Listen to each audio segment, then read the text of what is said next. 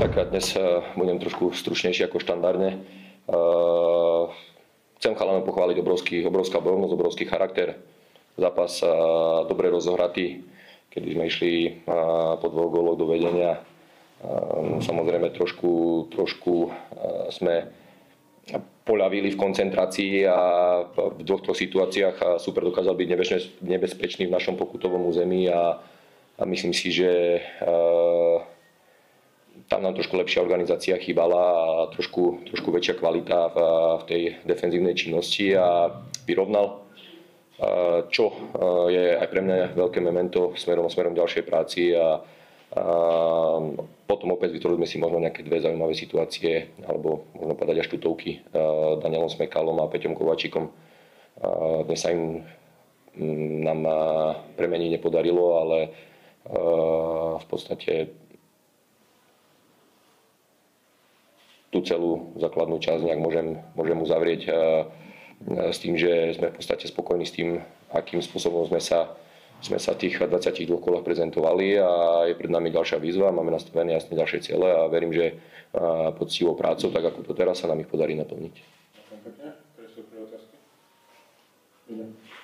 Opýtam sa, boli ste dlhšie v kabíne ako zvyčajne, môžete prezrieť, čo sa tam dialo za dverami teraz po zápase bezprostredne? To, čo som teda raz povedal aj vám, poďakoval som im za tých 22 kol, za tú robotu, za tú cestu, ktorú sme prešli a povedal som im, že aj takéto zápasy prináša futbal, kde je to niekedy viac o bojovnosti a o takej vôli a aj lepším ústavom a aj kvalitnejším ústavom na svete sa stane, že ten super vyrovná. Samozrejme, že sme nesklamaní, ale pokiaľ sa pozrieme dlhodobo na to, čo máme za sebou a aké zápasy nás teraz v priebehu tých 2-3 mesiacov čakajú, tak jednoznačne musíme mať hlavy hore.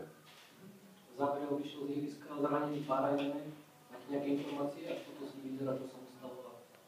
Tak bol tam v súboji a ešte som sa s ním nebavil, ale čo mám od fyzio informáciu, tak nemalo by to byť nič vážne alebo dlhodobé.